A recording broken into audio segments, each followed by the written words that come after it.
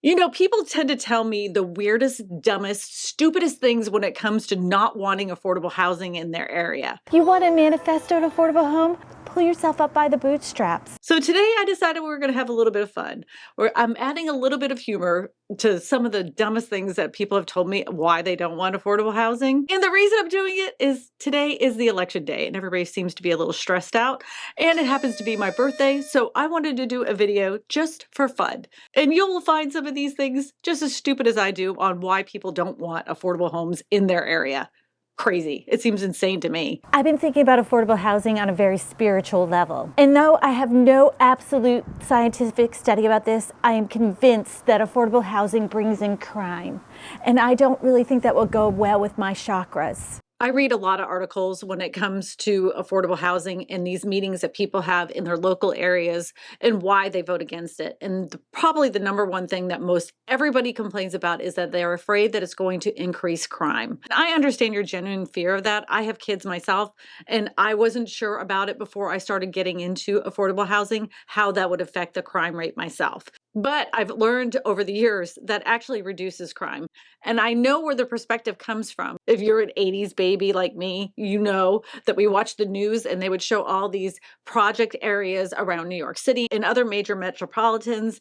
These buildings were in concentrated areas. They were in various parts of disarray. And it was kind of like they were blaming the poor people because of the way that the buildings looked, but the buildings were a reflection of exactly what was happening in the area anyways. It wasn't because of affordable housing that caused the crime. So then they came up with a new program in the 70s, which was the Section 8 voucher program and tax credit housing. Fun fact, my husband and I, when we first got married, we lived in tax credit housing. It was just a regular apartment complex. You would have never known it was tax credit or affordable housing. Now back to the crime question. Now, if you think about like Orange County, it's a very expensive area in California. Anybody that watched television back in the 90s, you remember, California.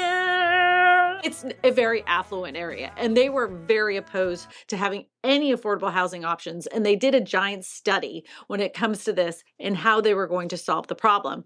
Of course, just like you, they were very upset about the fact that they was going to cause crime. This is what the study found after they did put in the affordable housing options. It says the study looked at data for 3 years before and 3 years after affordable developments moved into the neighborhoods and found they reduced most types of crime, especially violent crime such as robbery and assault. The placement of affordable housing does not negatively impact the surrounding community, and in many ways it enhances both local property values and increases public safety. And it goes on to prove you can have a lot of affordable housing and it be voted the safest city in America for 16 years running.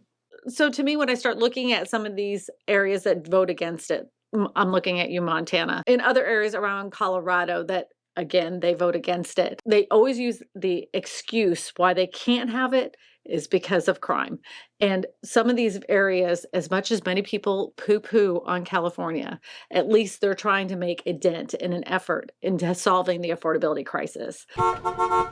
Excuse me, I know you want me to vote for affordable housing. I'm a real estate agent in the area, and I can tell you, aesthetically, they really just look terrible. They're not going to be in line with the rest of our community. I know I just said this about affordable housing, and I know that our image of what affordable housing could look like, it's completely different than probably what you're imagining. Affordable housing could be townhomes. Affordable housing could be apartments. Affordable housing can be tiny homes. Affordable housing can be mobile home parks. Affordable housing can be modular homes. There's so many different versions of affordable housing that there isn't one solution. And anybody that says that, it's just this, they're very ill-informed. Go ahead and take my card now and sell it if they put those ugly, unaesthetically pleasing looking houses in. You're in for a very rude awakening. Take it, take it, take it, take it, take it, take my card, take my card. That's right. Even people in my own profession, Even real estate agents will tell you, as soon as those affordable homes go up, your property value is going to tank. And that could not be further from the truth. It's a total horse pucky. But you don't have to take my word for it. You know I got an article to support what I'm saying here.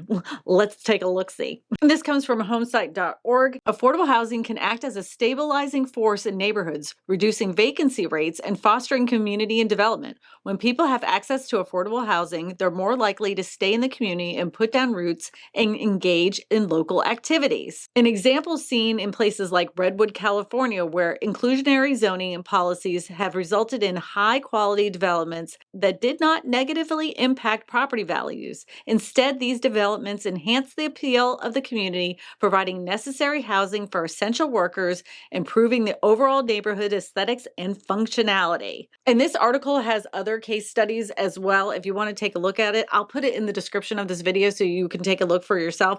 The article is very long and very detailed, and it goes over a lot of the things that we're going to be talking about in this video when it comes to like crime, property value, and some other stupid things that people say when it comes to affordable housing. I don't even know why you care so much. We already got a house. It isn't even our problem. If they can't afford it, who cares? Why do you? For some people, they don't even care about affordable housing. They already have a home. They see articles that say that there's over 5 million homes that are vacant, and they should just go ahead and force those people to sell those houses. And they don't see it as a big issue in the long run. Let me just share some statistics with you why this is a big deal. As you know, during the pandemic, we were actually about 7 million homes short. That has now reduced down to about 4 to 5 million. It depends on what article you look at and what statistic you look at. And what they don't say in all those articles, we're short for the affordable houses, not the McMansions. We have tons of those. Those don't have a problem. We can sell many of those to the very rich, but we need something for our future generations coming up. This is why home prices have been remaining incredibly elevated, because we just don't have enough affordable houses on the market. You can look at any housing market across the United States, and it doesn't matter if it's slow, fast, or falling. When you get into the lower end homes, those houses go the quickest. They don't stay on the market long because there isn't enough affordable ones in that area. It doesn't matter if it's rural America or the big city. If it's going to be cheap, it's going to get sold, and it's sold fast. And if you really want to see a super depressing statistic, look at this. The Department of Housing and Urban Development says that more than 650,000 people in the United States are currently unhoused. Let's add a little bit more salt in the wound. According to bankrate.com, given such market realities, it's not altogether shocking that Americans now need a six-figure income in order to afford the median price home in nearly half of its U.S. states. According to Bankrate's affordability study, more than $110,000 to be exact. 4 years ago, only 6 states and Washington, D.C. required a salary that high to afford the median price home. Amid this type of data, 20% of aspiring homeowners think that they will never be able to save enough to purchase a home. And of course they feel that way, because it isn't just the fact that we're looking at affordable housing options when it comes to townhomes, tiny homes. We aren't even building smaller homes. And there's many reasons for that. We could get into a whole litany of reasons of why that isn't happening. But the number one reason is the fact that everybody keeps voting against it. In all these communities, people love to complain that nobody wants to work in the area, but if they can't afford to work in the area for those low-income jobs because you keep voting against it, you can't complain about it at the same time. You can't have it both ways. Look, affordable housing brings in the wrong kind of people. You know what I'm saying. There's no reason to pick it apart and make it sound ridiculous. How do you turn this thing on anyway? All right, some of you are going to be really upset with some of these sketches, and some of you are going to think like they're really funny, but you agree with them. And I'm going to say something that's really going to offend some of you. If you agree with any of the sketches that I did and you thought that they sounded reasonable, you're the problem. This is the reason why we do not have enough affordable housing here in the United States. And I'm not talking about the kind of affordable housing that you've seen in the 70s. I'm talking about real solutions to the issues that we have today. Every time you vote against it, you're kicking that can down the road even further, and we're getting more and more behind. But if you don't agree with me, let me know in the comment section. I can take it. It's that time of year. Plus, I mean, it's November 5th. It's a perfect time to get in a good fight in the comment section. To watch more videos about the affordability crisis here in the United States, you're going to want to watch these videos right here.